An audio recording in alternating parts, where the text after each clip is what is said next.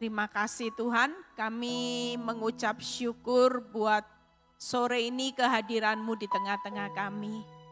Kami percaya di tengah masa-masa yang sulit, di tengah masa-masa yang sukar, hidup kami tetap mau jadi berkat buat banyak orang. Kami mau hidup kami bukan hanya Tuhan, orang melihat bagaimana kehidupan kami sebagai orang benar, tapi kami mau Tuhan melalui kehidupan kami orang lain diubahkan. Banyak orang diubahkan Bapak. Terima kasih Tuhan.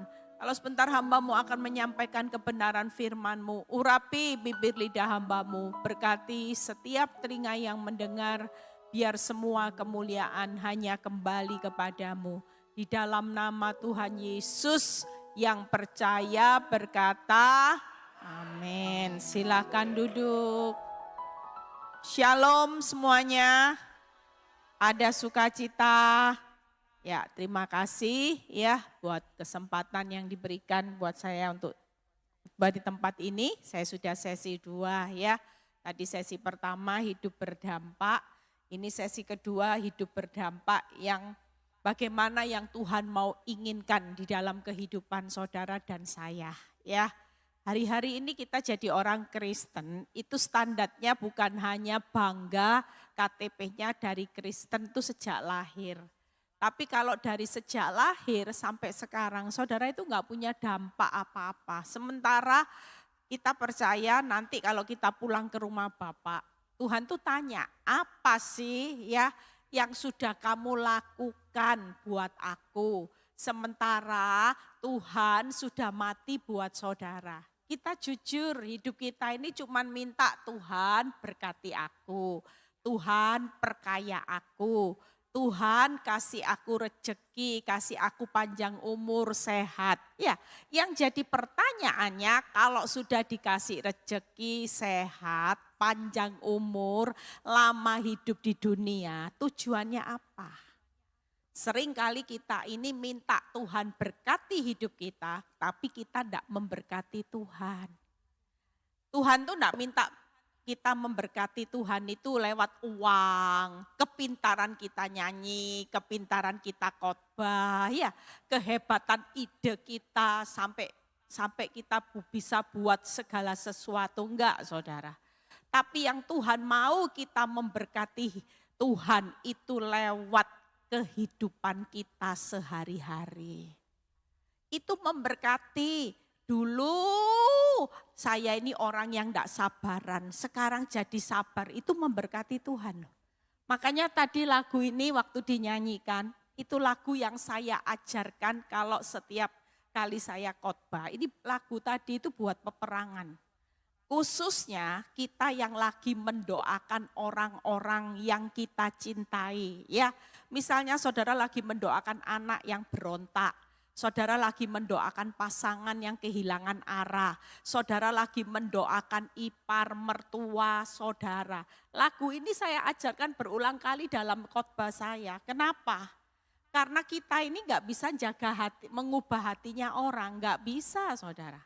Kita ini nggak bisa, yang bisa itu cuman kita disuruh jagalah hatimu. Hatinya orang nggak bisa, kita sudah baik sama orang. Orang itu mau jahat sama kita nggak bisa saudara. Kita itu nggak bisa memaksa setiap orang untuk mencintai kita walaupun kita mencintai orang yang kita cintai, nggak bisa. Mau setia apapun, mau sebaik apapun yang namanya hati manusia itu bisa berubah. Makanya lagu ini sekilas info ya, kalau saudara lagi bergumul dengan orang-orang yang dicintai, orang banyak bilang gini sama saya, Bu, kan banyak istri-istri yang datang sama saya, pasangannya itu diambil orang ya. Nah mereka rata-rata bilang gini, Bu, suami saya ini kena mantra, sampai sekarang itu error, lupa istri, lupa anak. Ya situ bawa mantra lah, saya gimana Bu, tiap kali jam 6, jam 12 malam itu mantra bekerja. Orangnya di rumah tapi bawaannya marah, benci sama saya. Saya cuma bilang kita jangan mau kalah. Kita juga punya satu kekuatan doa yang lebih besar kuasanya dari kekuatan doa apapun. Karena firman Tuhan jelas berkata, saya ajari lagu ini bisa dibuat untuk kita menyanyikan lagu. Saya ajari. Bapak sentuh hati suamiku, ubah hati suamiku menjadi yang baru, bagai emas yang murni. Kau membentuk bejana hati suamiku. Anak-anak disebut namanya. Hati Anton, hati Tony, hati Agus. Kita sebut loh, ini kekuatan loh. Kenapa kita takut sama mantra? Kita punya lebih kekuatan saat kita menyanyikan lagu. Saya percaya. Ya, lanjutannya apa? Bagai emas yang murni, tadi apa ya? Kau membentuk bejana hatiku, Bapak, ajarku memberi. Nah, yang memberi kita, ya. Ajarku memberi. Kenapa?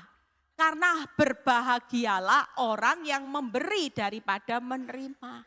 Jadi yang memberi kasih kita. Urusannya orang yang diberi, mau ndak balas, itu urusan kita nyanyiin terus saja. Yang bisa mengubah hati cuma Tuhan. Tapi urusan hati yang memberi itu tanggung jawab kita. Amin. Nah, hari ini saya akan tunjukkan kitab. Yuk buka Filipi 2 ayat 8 sampai 9. Yuk kita baca terlebih dahulu. Filipi 2 ayat 8 sampai 9. Bagaimana hidup yang berdampak. Dan dalam keadaan sebagai manusia, ia telah merendahkan dirinya dan taat sampai mati, bahkan sampai mati di kayu salib. Ayat 9. Itulah sebabnya, sebab tadi ya. Karena merendahkan diri, taat sampai mati, taat sampai mati di kayu salib itu berbicara menderita, saudara. Orang gak mau ikut Kristus, yang mau itulah sebabnya apa saudara? Allah sangat meninggikan dia dan mengaruniakan kepadanya nama di atas segala nama. Hari ini kalau kita mau jadi hidup yang bertampak, ditinggikan sama Tuhan, tidak ada jalan lain. Hari ini kita percaya banyak orang maunya kejar ditinggikan Tuhan. Maunya kejar berkat sebanyak-banyaknya. Tapi kita enggak mau jadi manusia, menjadi ciptaan yang baru, yang merendahkan diri dan taat sampai akhir.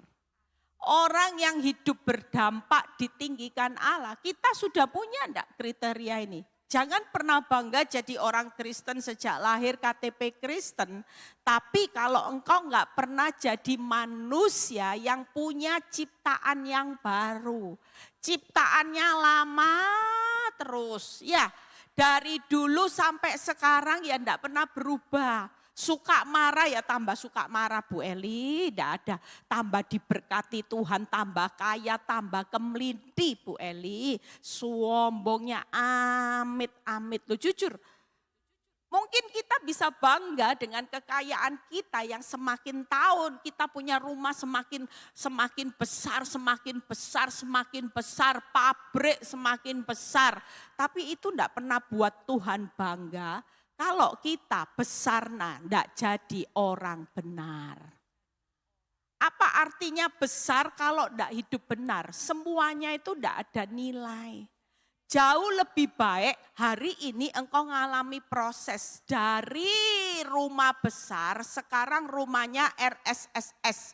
Rumah sangat sederhana, selonjor saja susah, sempit sekali. Mungkin itu terjadi.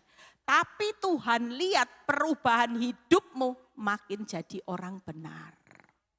Yang buat Tuhan bangga itu bukan besar, tapi benar.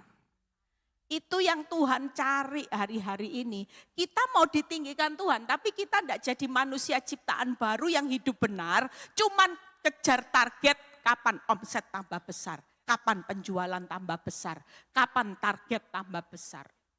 Kapan kita mau jadi targetnya Tuhan. Tuhan berkata buat setiap kita, aku tidak pernah mentargetkan sesuatu besar-besar. Besar pabrik, usaha, pendapatan, itu semua cuman bonus. Bukan tujuan utama. Tapi waktu kita jadi ciptaan yang baru, kita jadi orang benar, yang benar-benar punya kualitas yang dibanggakan sama Tuhan.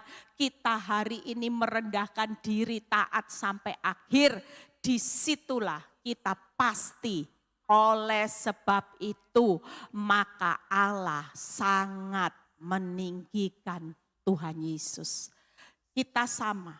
Kalau kita bisa jadi manusia ciptaan yang baru, merendahkan diri dan taat sampai akhir, maka Tuhan juga akan berbicara, aku akan sangat meninggikan engkau dan mengaruniakan berkat di atas segala berkat. Tepuk tangan buat kemuliaan nama Tuhan. Jadi 3 hal yang saya akan bahas. Yuk kita buka di Kolose 3 ayat 12 sampai 13. Kita baca terlebih dahulu ya. Jadi kita nanti lihat apa sih yang Tuhan mau di hari-hari akhir zaman ini. Jangan takut ya. Tadi saya buat sekilas di situ duduk. Saya itu sering kalau duduk di depan waktu menjelang khotbah di rumah Tuhan. Saya itu sering dapat inspirasi ayat, saudara. Sering kali ya, karena tiap hari khotbah, setiap hari harus sesuatu yang fresh, harus sesuatu yang baru dari Tuhan. Tadi sementara saya duduk, Tuhan cuma bilang gini, buat kita orang benar hari-hari ini, enggak usah takut.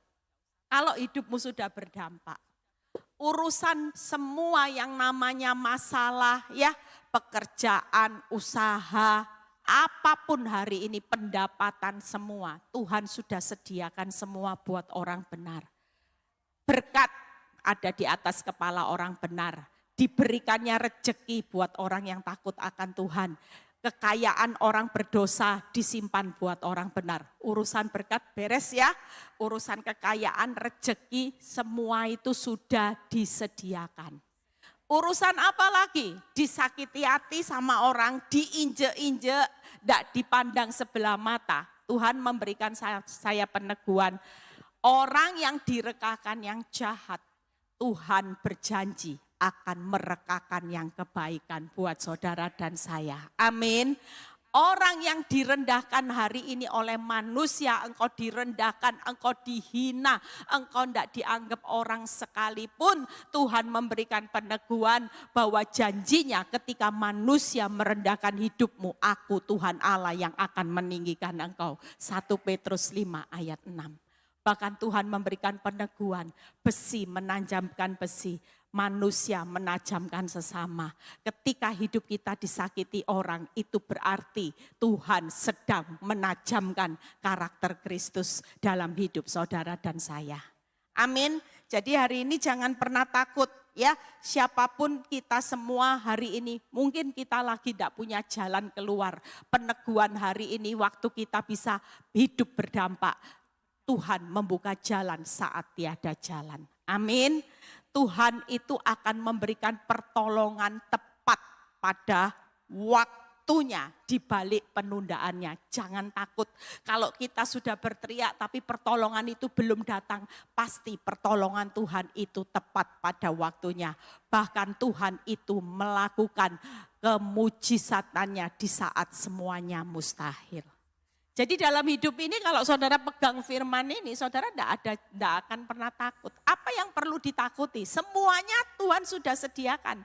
Tinggal hari ini kita lihat Kolose 3 ayat 12, yuk kita baca. Karena itu, nah ini orang pilihan Allah itu orang yang hidupnya berdampak. Karena itu sebagai orang-orang pilihan Allah yang dikuduskan dan dikasihinya, kenakanlah apa saudara? Belas kasihan, kemurahan, kerendahan hati, kelemah lembutan, kesabaran. 13. Kolose 3 ayat 13. Sabarlah kamu seorang terhadap yang lain Dan ampunilah seorang akan yang lain apabila seorang menaruh dendam terhadap yang lain, sama seperti Tuhan telah mengampuni kamu, maka kamu perbuat jugalah demikian. Hari ini yuk kita lihat apa yang Tuhan mau hidup berdampak. Yang pertama, manusia ciptaan yang baru. Itu tadi.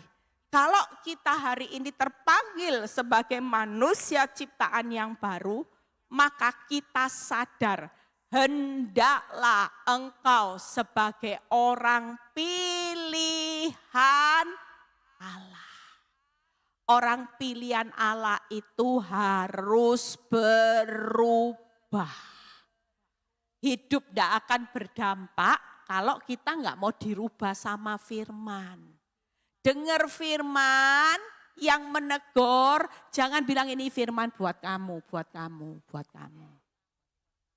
Hari ini kalau kita mau hidup kita pulang dari tempat ini, saudara akan melihat hidup yang berdampak dan hidup yang diberkati, ditinggikan, tidak ada jalan lain.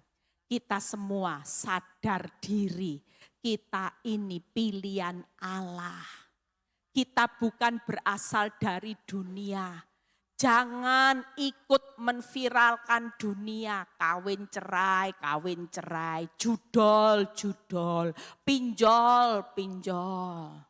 Kita ini bukan dari dunia, saudara. Kita orang pilihan Allah. Yang penting hari ini orang pilihan Allah itu harus hidup benar-benar sesuai dengan apa yang Tuhan mau. Kita harus berubah yang dikuduskan. Kita harus berbuah kekudusan. Jangan jadi orang pilihan Allah, cuman ngomong, aku ini orang Kristen sejak lahir.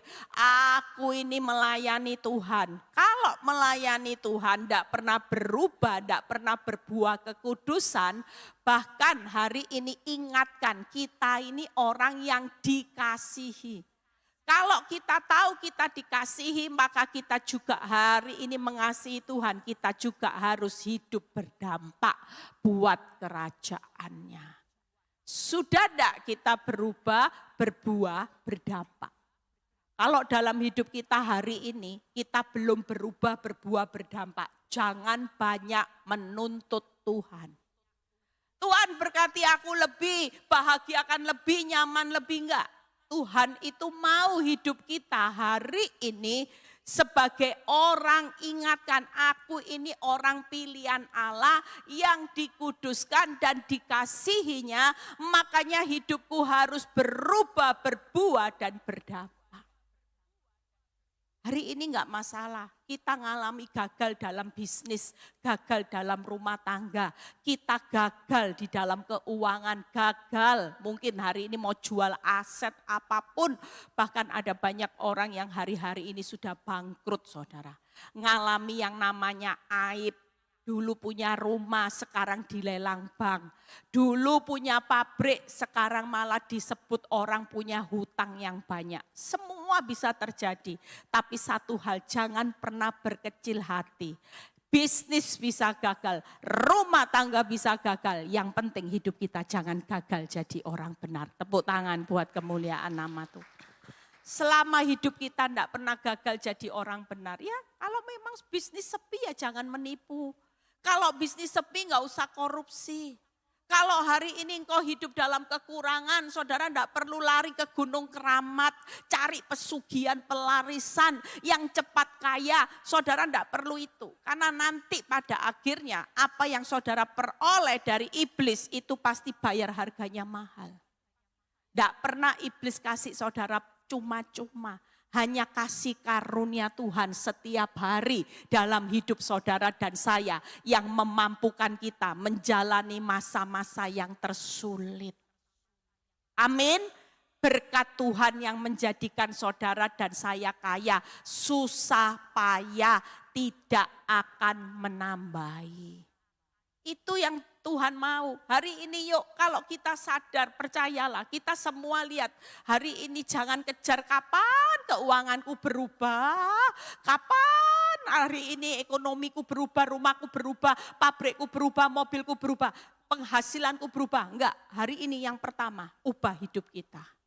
Kalau sudah hidup kita berubah, percayalah, itu sebabnya Allah akan sangat meninggikan orang-orang yang mau hidupnya hari ini menjadi ciptaan yang baru, merendahkan diri dan taat sampai akhir.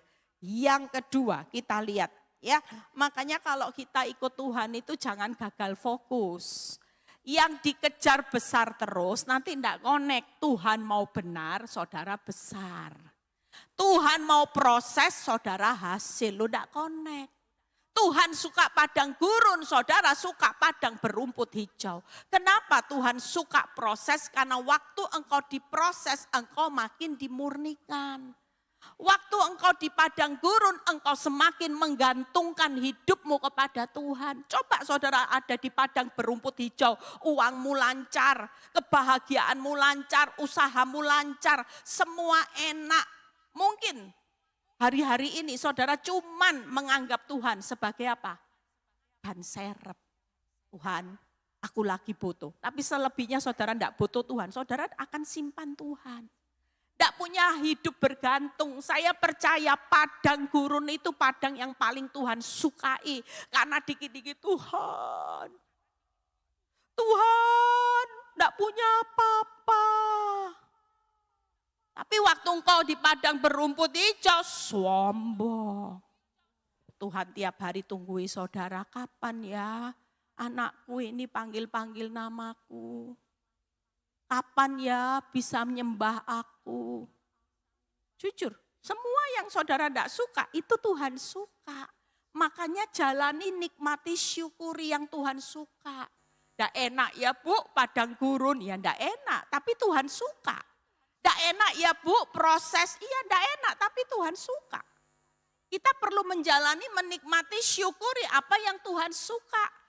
Karena ketika Tuhan suka dan hasilnya maksimal, itu sebabnya Allah akan sangat mudah untuk memberkati, meninggikan saudara. Amin. Yang kedua, yuk kita lihat bagaimana orang yang merendahkan diri. Orang yang merendahkan diri, buka PowerPoint-nya ya. Yang pertama tadi di Kolose 3 ayat 12-13. Sudah tidak kita punya standar hati seperti ini? Orang yang merendahkan diri itu selalu belas kasihan. Banyak orang kalau lihat musuh kita jatuh, ya misalnya musuh kita bangkrut, kita tambah gini, syukur kapok. Jujur, kita nggak pernah punya belas kasihan. Orang kalau punya belas kasihan terhadap dosa, ya orang yang jatuh dalam dosa, kita pasti seperti Tuhan Yesus. Ya Bapak, ampuni mereka. Karena mereka itu tidak tahu apa yang mereka perbuat. Kasih kesempatan untuk mereka mendengar firman, mengenal jalanmu, kembali ke jalanmu. Itu orang punya belas kasihan. Kalau dalam rumah tangga punya belas kasihan, pasangan suami istri, saya percaya rumah tangga itu tidak akan cekcok tapi cocok. Tidak mungkin cekcok. Kita cekcok karena kita nggak punya hati belas kasihan sama pasangan kita. Kita nggak punya kemurahan, kita selalu nuntut. Padahal firman Tuhan berkata di Matius 5, berbahagialah orang yang murah hati karena hidupnya akan memperoleh kemurahan. Tapi buat kita pelit, ngampuni pelit, nggak bisa Bu Eli. Ngampuni ada batasnya. Kalau diampuni terus saya jadi keset buren tuh. Aku enggak mau Bu Eli, sorry Bu Eli. 5 tahun cukup jadi istri, diinjek-injek Bu Eli. Selebihnya saya berhak bahagia. Saya mau pilih pasangan yang baru. Nah ini. Tapi standarnya orang yang mau merendahkan diri. Ya Tuhan, memang aku menikah dengan orang yang karakternya enggak baik. Tapi aku belajar sebagai orang pilihan Allah. Aku tahu bahwa aku harus punya sifat belas kasihan. Hari ini aku punya kemurahan. apapun yang pasanganku lakukan, berapa kali pun dia bersalah, aku tetap akan memberikan murah hati seperti engkau bermurah hati, mengampuni aku, menerima aku apa adanya, mengasihi aku tanpa syarat dan batasan. Itu yang kita lakukan. Kalau kita bisa melakukan ini, saya percaya berkat-berkat orang yang bisa punya hati belas kasihan, kemurahan, kerendahan hati, kelemah lembutan, sabar. Disakiti berulang kali, sabar ngampuni, sabar ngampuni. Saya percaya orang dunia berkata bego, bloon, bodoh. Tapi percayalah, Tuhan memakai orang yang dianggap bodoh oleh dunia untuk menyatakan kemuliaannya. Tepuk tangan buat kemuliaan nama Tuhan. Makanya hari ini jangan dengar apa kata orang. Saya sejak tidak dengar apa kata orang, saya terabas semua badai dalam rumah tangga saya. Tidak peduli orang bilang bodohnya kamu, begonya kamu, bloonnya kamu. Enggak, saya tahu bahwa saya adalah hidup sebagai orang pilihan Allah. Tidak ada orang yang berkata harga diri, kamu tidak tahu siapa aku. Nah ini ciri orang yang sombong. Orang yang sombong itu orang yang dibenci Tuhan. Terutama orang tidak bisa ngampuni. Siapa kita? Tuhan Yesus aja, raja di atas segala raja, Tuhan. Dia mau mati buat saudara ketika saudara berdosa. Dia mau melepaskan pengampunan sementara kita manusia yang cuma debu, yang cuma manusia biasa. Tapi kita berkata, sorry, aku tidak bisa mengampuni. Itu orang yang sombong. Makanya orang yang sombong di Alkitab, orang yang gak bisa mengampuni, itu 3 statusnya. Hidup dalam gelap, 1 Yohanes 2 ayat 15, 1 Yohanes 3 ayat 20, hidup sebagai penipu, pembunuh, dan 1 Yohanes 4 ayat 20, hidup sebagai penipu. Bayangin saudara, orang kalau nggak bisa ngampuni, hidupmu sebagai gelap, hidupmu sebagai pembunuh, dan hidupmu sebagai penipu. Makanya orang yang nggak bisa mengampuni, Tuhan juga nggak akan pernah bisa mengampuni. Itu artinya hidupmu tahu kemana arah hidup kita. Hari ini yuk lihat merendahkan diri. Yang terakhir, apa yang firman Tuhan katakan, taat sampai akhir. Ya, jadi suami istri yuk dihafal 5 ini. Kalau mau marah sama pasangan mulai pukul dada saudara. Aku harus punya belas kasihan sama suamiku, istriku.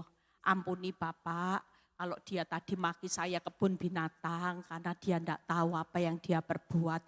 Ampuni Bapak, ampuni. Biar kemurahanmu juga mengampuni dia untuk menyelamatkan hidupnya.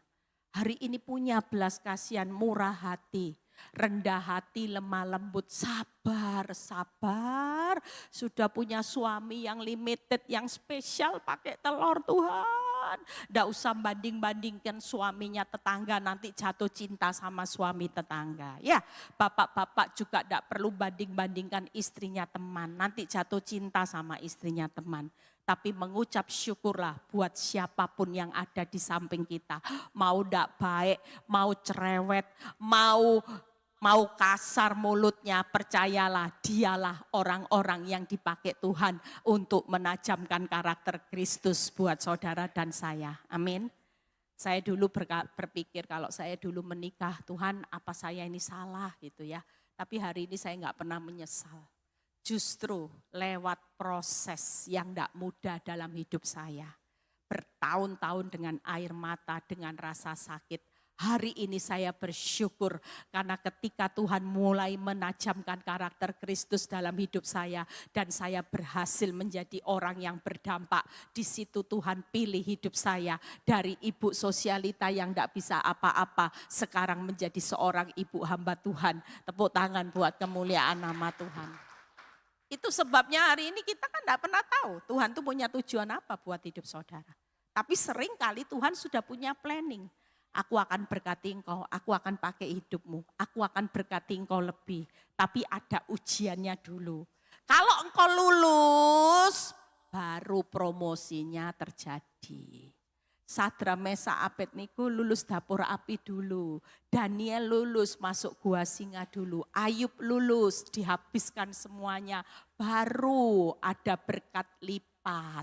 Berkat promosi. Tuhan Yesus sendiri ngalami proses pikul salib sampai mati. Baru dikaruniakan nama di atas segala nama. Makanya kalau diproses tidak usah protes.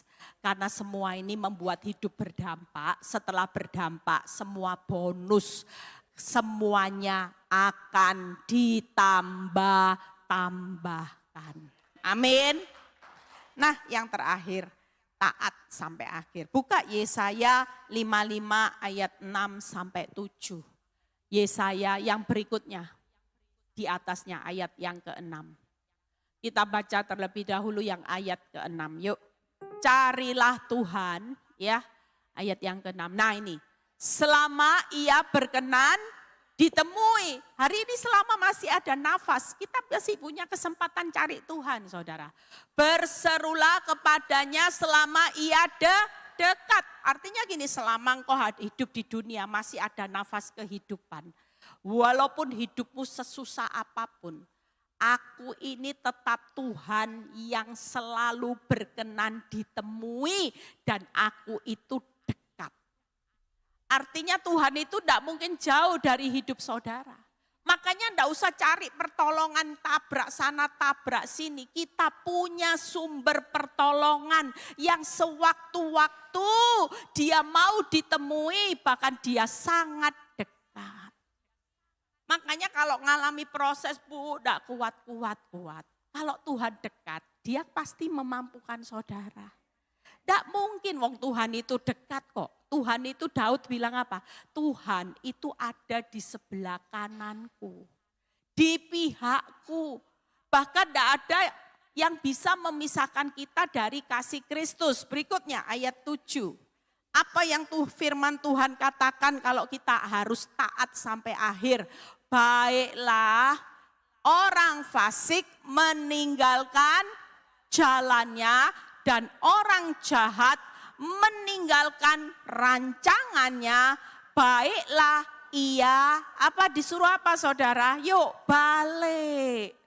Kalau sudah tahu selama ini jalan hidupmu itu menyimpang ke kanan ke kiri, engkau itu punya kebiasaan yang tidak berkenan sama Tuhan. Tuhan bilang gini, selama hari ini masih punya kesempatan kembali kepada Tuhan, maka Dia akan mengasihaninya dan kepada Allah kita sebab ia memberi apa saudara?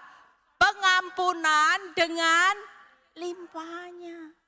Kalau nanti sudah mati, saudara bilang ini Tuhan ampuni aku. Tidak ada saudara. Tuhan bilang gini, enyahlah engkau hai pembuat kejahatan. Aku tidak pernah kenal engkau. Makanya kesempatan hidup di dunia, selama kita punya nafas, yuk balik sama Tuhan seperti anak terhilang. Tuhan masih memberikan kesempatan limpah anugerahnya. Bu, saya ini sudah terlalu kelam, masa lalu saya ini mantan ini. Saudara tidak perlu takut. Selama kita masih diberi kesempatan bernafas hari ini, Tuhan mau kita kembali taat sudah. Sampai pada akhirnya. Yang pertama, taat akan perintahnya. Kalau Tuhan hari ini suruh saudara tinggalkan jalan rancangan yang membuat engkau semakin jauh dari Tuhan, saudara segera berbalik. Buang semua rancangan ya. Saya selalu nasihati ibu-ibu yang mau merancangkan gugat suaminya cerai, mau meninggalkan suaminya. Saya bilang, Bu, kalau itu bukan rancangan Tuhan yang mendatangkan damai sejahtera, ibu cabut gugatan cerai. Jangan sampai merancangkan sesuatu yang membuat engkau tidak punya damai sejahtera. Hari ini kalau ibu mau taat jalani prosesnya Tuhan sampai akhir, ibu taat aja sama perintahnya. Disuruh setia aja. Disuruh pikul salib. Tidak usah pikul salib dilepas ganti pikul dosa. Orang benar itu hidupnya kalau sudah berdoa setia, tapi proses hidupmu makin berat. Bangga, ini pikul salib.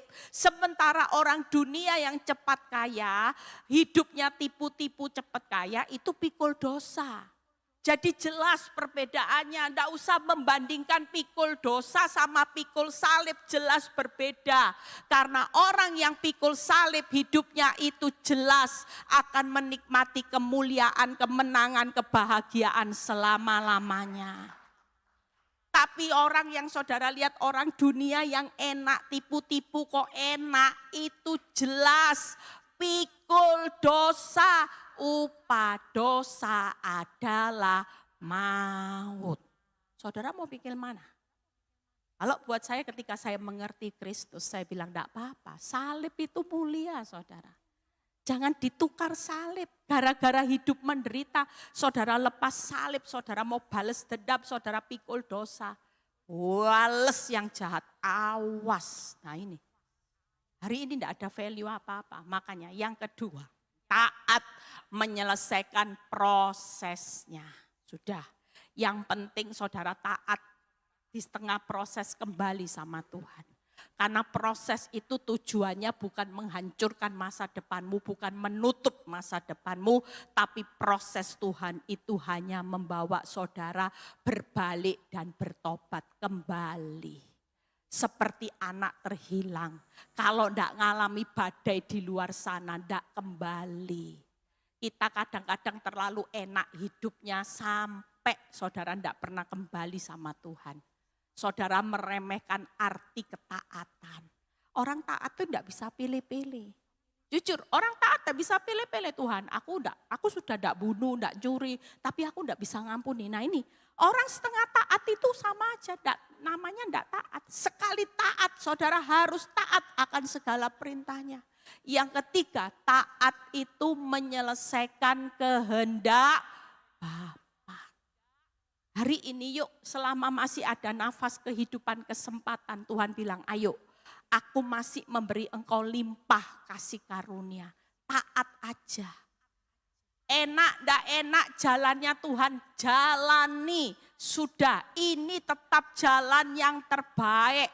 Selama kita hari ini meninggalkan jalan kita, rancangan kita yang tidak sesuai dan kita kembali kepada Tuhan, maka kita tahu bahwa kita sedang taat menyelesaikan kehendak Bapa sampai pada akhirnya.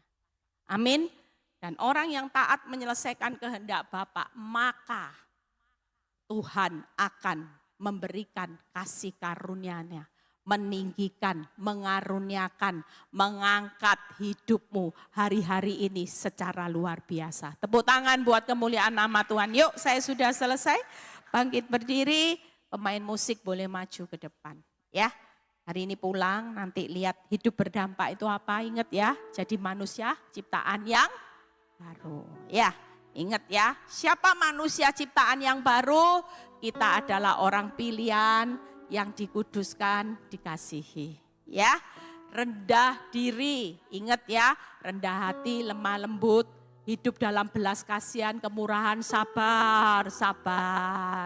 Orang sabar itu identik mengampuni. Sudah, Bu, diampuni tambah kurang ajar, Bu. It's okay. Itu urusan orang itu sama Tuhan, nanti totalannya sama Tuhan, bukan totalan sama kita. Yang penting kita sudah totalan sama Tuhan, beres. Amin. Yang ketiga, taat sampai akhir. Taat sama perintahnya, taat prosesnya, taat jalani kehendaknya. Apapun kehendak Tuhan, itu pasti yang terbaik buat saudara dan saya. Kami belajar Tuhan, buat setiap kami hari ini untuk mempersembahkan hidup kami. Ambil alih. Seperti Tuhan Yesus mengizinkan hidupnya Bapa yang ambil alih. Dia harus belajar untuk merendahkan dirinya. Taat sampai mati di kayu salib. Kami mau taat sampai akhir. Walaupun proses kehidupan kami pikul salib begitu berat Tuhan.